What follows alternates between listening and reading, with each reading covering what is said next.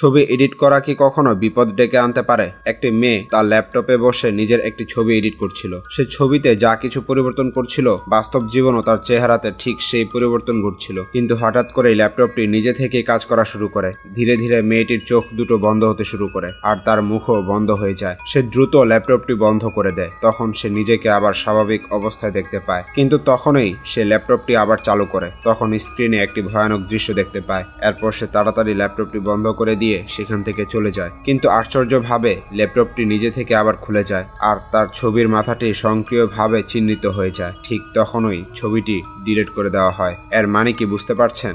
মেয়েটির মাথা উধাও হয়ে গেছে। এই ঘটনা শুধু তার সঙ্গেই ঘটেনি, এই বাড়িতে যেই আসে তার সাথেই এমন ভয়াবহ ঘটনা ঘটে। এই রহস্যের পেছনের আসল কারণ জানলে আপনি আতঙ্কে শিউরে উঠবেন। তাই এই গল্পের পরের অংশ দেখতে চাইলে ভিডিওটিতে লাইক দিয়ে সাবস্ক্রাইব করুন আর কমেন্টে লিখুন পার্ট 2।